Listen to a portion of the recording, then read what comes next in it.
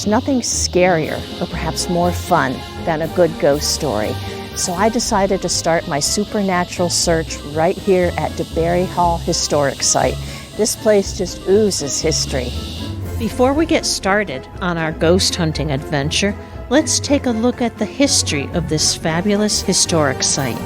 Way back in 1871, a champagne merchant by the name of Frederick DeBary built this mansion near the shores of Lake Monroe. DeBary tried his hand at steamboating and orange growing, but mainly his estate became a center of sport hunting and hospitality for his family and friends. He entertained President U.S. Grant, President Grover Cleveland, and even the Prince of Wales, who went on to become King Edward VII. After Frederick's death, the estate eventually passed on to his grandchildren, Adolph and Laney. They both met with untimely and gruesome deaths, but more about that later. So with all these great ghostly candidates, which one do you think is haunting DeBary Hall? My money's on Laney. Let's find out, shall we?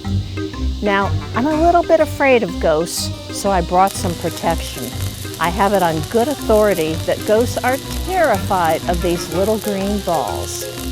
So let's go. TRACY MESTRE, the site manager, is expecting us. She's going to love my costume. Welcome to DeBary Hall, Pat. Why do you dress like that? Well, I just wanted to fit in with all the ghosts here, so I brought the video guy so we can check out the rumors that DeBary Hall is haunted. Is it safe for us to come in? You're not going to find any malevolent spirits here. Oh, good. So it's more like Casper than the Bride of Chucky? I guess you could say that. This is big. This is really big. We're definitely going to find something here. Come on into the library, Pat. This is where Frederick DeBary spent much of his time relaxing with his dogs. And this is a portrait of his great-granddaughter, Laney. Oh, she's beautiful.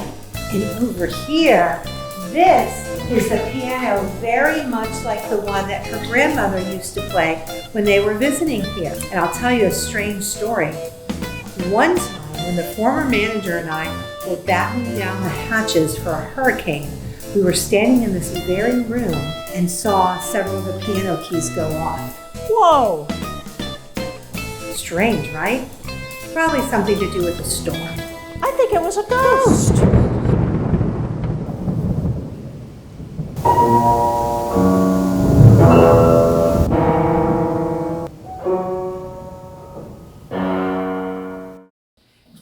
This is Lisa PEREZ, our education coordinator. Oh boy, hi Lisa. Hi Pat, it's so nice to meet you.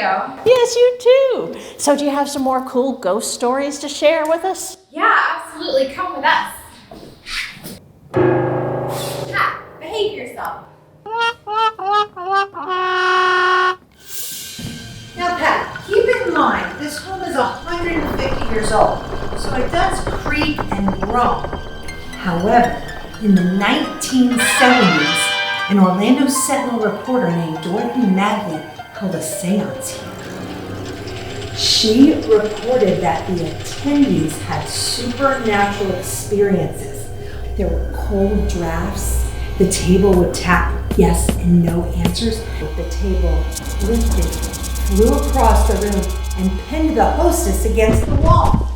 Now that hostess was named Ann Gaiman.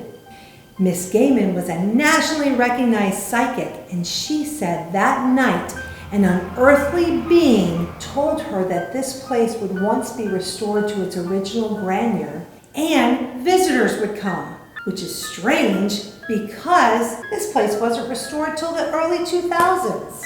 Holy cow!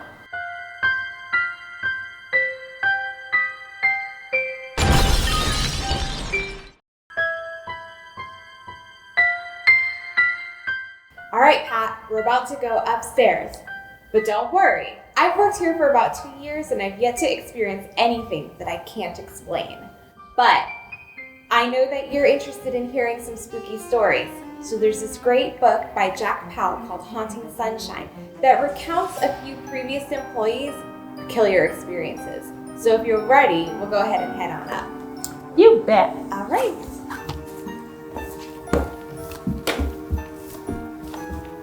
So Pat, a couple years ago there was a Volusia County Parks and Recreation employee that was working on the grounds trimming all of the trees, and he looked up and he saw a teenage girl in the second-story window, and she was wearing this long dark coat as dark as her hair, and she was pacing back and forth between the rooms. He could see her in the window until all of a sudden she vanished. No kidding. I know. So then a couple days later he was back on the grounds.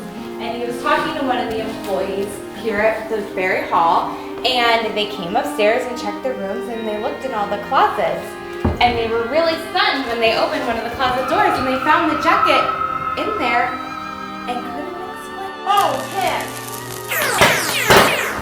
That's not supposed to be there. We should get out of here.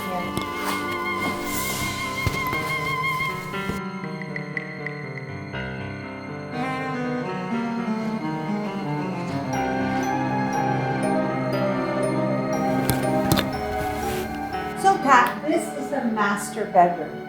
And as you mentioned earlier, when Frederick passed away, the estate eventually went to his great-grandchildren, Laney and Adolph Jr.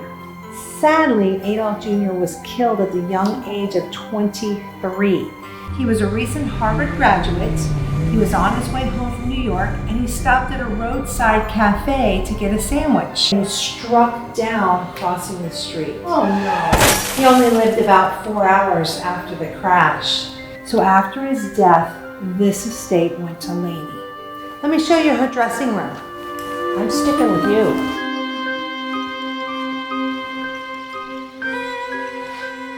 So, is this Laney? Yes. Oh my gosh, she's so pretty. In fact, you might say she's hauntingly beautiful. So Laney was Frederick DeBary's great-granddaughter and the last family member to enjoy the grounds here at the winter hunting estate. And unfortunately, the story of Laney's passing is a very sad one. Both her and her husband, Benjamin Brewster, were accomplished pilots. And one day in May of 1941, despite warnings of an impending storm, they boarded their plane in Long Island and took off heading towards Pennsylvania. Unfortunately, they ran into that storm and it was too late to turn around. They crashed into the side of Shade Mountain.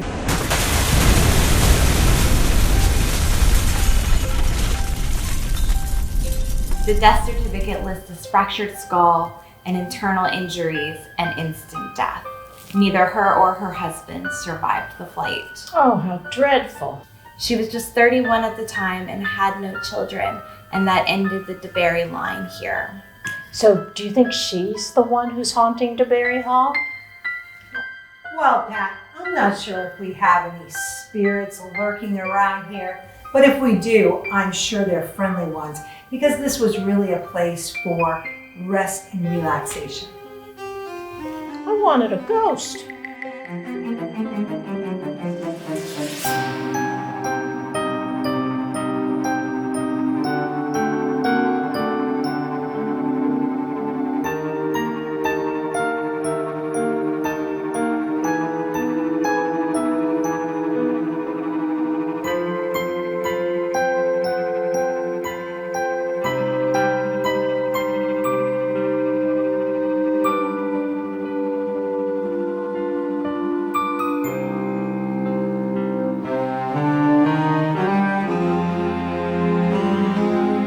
We didn't actually see any ghosts today, but I believe they're here, just waiting for an unsuspecting visitor. Now, if you're a ghost hunter like me, or if you just want to take a stroll through history, plan a day trip to DeBary Hall. It's open every day but Monday.